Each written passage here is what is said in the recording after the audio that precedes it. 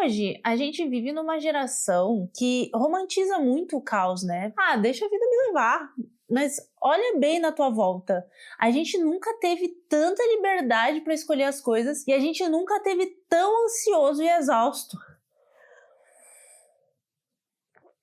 E é aqui que a nossa rigidez cognitiva, ela encontra o segredo dos antigos. Mas calma que eu vou te contar ele, não te preocupe. Porque enquanto o mundo hoje diz para você fluir no caos, os estoicos eles sacaram há 2000 anos atrás, só esse pouquinho, que a nossa mente ela tem uma reserva limitada de energia. Entendeu? Eles entendiam que o mundo externo é extremamente imprevisível. O trânsito atrasa, os planos mudam, as pessoas decepcionam, as coisas saem do roteiro. E por isso eles valorizavam a disciplina. Não porque eles queriam controlar tudo, mas porque eles entendiam que se tu não cria uma estrutura interna, ou seja, um lugar onde a tua mente não precise gastar energia com o básico, o mundo simplesmente te engole. E com tudo, e com força, viu? Porque eu vou te falar. Para eles, a disciplina permitia a liberdade. Porque se tudo depende do teu humor ou da motivação do dia, aí tu já viu, né? Tu vira um refém da própria vida. E aí não dá. Ainda mais se tu tem rigidez cognitiva. Ser levado pelas circunstâncias traz muito sofrimento para tua vida, além de te fazer lidar com desconfortos constantemente. Porque a maioria das pessoas, elas conseguem lidar com pequenas mudanças e seguir a vida, seguir em frente de boa. Já a nossa cabeça precisa de muita energia para recalcular todo o impacto daquela mudança. E sabe onde isso costuma aparecer primeiro? Nos relacionamentos. Tu já parou para pensar? Porque quem tá do lado de fora só vê a tua reação. Ela não consegue ver o processo interno que tu passa, sabe? Por exemplo, a pessoa muda um combinado de última hora, essa é uma clássica, e pensa, nossa, mas era só mudar o horário, o que tem de mais nisso? Só que dentro da nossa cabeça não era só mudar o horário, era reorganizar mentalmente uma sequência inteira de eventos que já estava pronta, programada, encaixada, salva ali, ó, do jeitinho certo. Enquanto a outra pessoa tá lidando com uma mudança simples. Tu tá tentando reorganizar as 50 abas que estão abertas agora ao mesmo tempo. A conta ela não fecha e o teu cérebro ele entra num curto-circuito e aí complica tudo. Tu fica frustrado porque o plano mudou, a outra pessoa fica frustrada porque não entende a tua reação e ninguém percebe que vocês estão vivendo experiências completamente diferentes do mesmo acontecimento. É doido, né?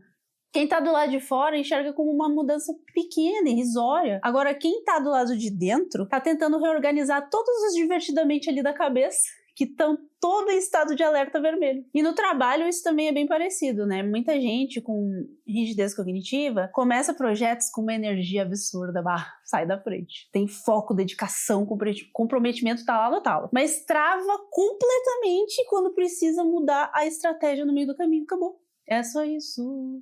Não tem mais jeito, acabou, boa sorte. O problema é que isso costuma ser muito mal interpretado, né? As pessoas, elas olham pra gente e concluem que falta flexibilidade, resiliência, que existe resistência à mudança. Nossa, essa eu ouvi muito a minha vida inteira.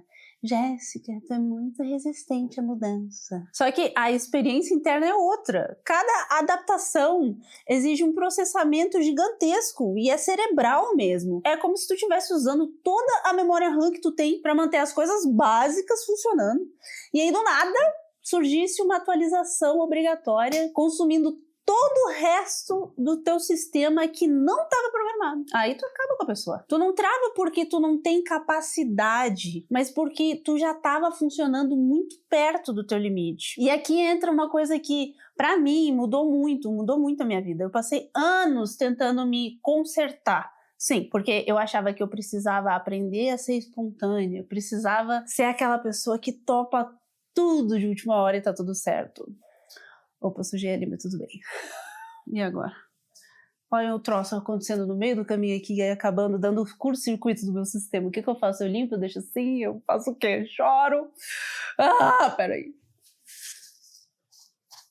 Torcendo pra dar certo. Eu tava falando que eu precisava, né, aprender aprender a ser espontâneo, eu precisava aprender a ser aquela pessoa que topa tudo de última hora, que muda de plano sem se abalar, que consegue simplesmente viver no improviso e ainda acha divertido, porque o mundo até parece admirar esse tipo de personalidade hoje em dia, né? Vamos combinar. E enquanto isso, quem precisa de estrutura acaba recebendo alguns rótulos bem divertidos, né, galera? Tipo, difícil, controladora, engessada, complicada. Então, assim, eu tentava funcionar de um jeito que não combinava comigo. Simplesmente não é compatível com o meu cérebro. Tem noção? E eu sempre fiquei forçando isso. E quando dava errado, porque sempre dava, eu concluía que o problema era eu, né? Até que em 2019, na terapia, eu comecei a entender, em 2019, algo que me trouxe muito alívio. Sério, eu entendi que eu não precisava de um conserto. O que eu precisava era entender como eu funcionava, como a minha cabeça funcionava. E até parece simples, né? Mas isso mudou muita coisa na minha vida. Porque existe sim uma diferença entre lutar contra quem você é e aprender a trabalhar com quem você é. Aí, meu querido, é outro nível. Eu não preciso de rotina porque eu sou organizada. Não, eu preciso de rotina porque eu funciono melhor assim. Repete comigo, vai, tu consegue. Eu não preciso de rotina porque eu sou organizada. Eu preciso de rotina porque eu funciono melhor assim.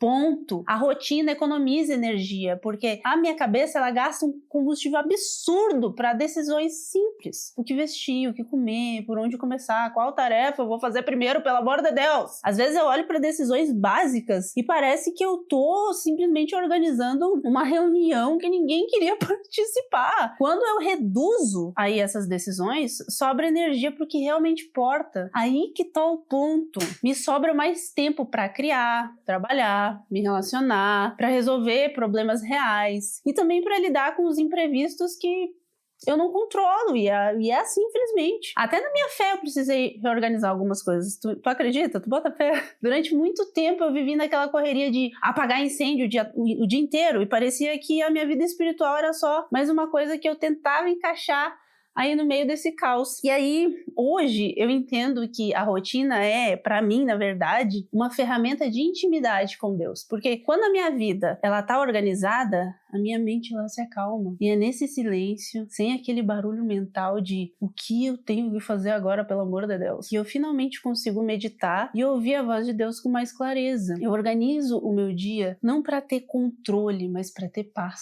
Porque eu acredito que Deus não me chamou pra viver perdida dentro da minha própria cabeça, ou até soterrada por essas urgências que eu mesma criei às vezes. A rotina, ela limpa isso para que eu possa estar presente de verdade na presença dele. Entendeu? Faz sentido? Eu faço as coisas que estão na minha mão, a organização, o cuidado com o tempo, e isso me dá a tranquilidade necessária para entregar com confiança o que eu não controlo para ele. E foi justamente isso que os estoicos também entenderam. Marco Aurélio, por exemplo, governava um império inteiro. Ainda assim, ele fazia questão de preparar propriamente todos os dias. Ele sabia que o caos ia vir. É inevitável. A questão nunca foi impedir o caos, até porque não tem como, né? A questão era não ser arrastado por ele. Então, se tu se identificou com esse vídeo, não tenta controlar o dia inteiro. Começa, presta atenção aqui, criando 3 pontos de apoio. Primeiro, o gatilho da clareza, que eu chamo. É uma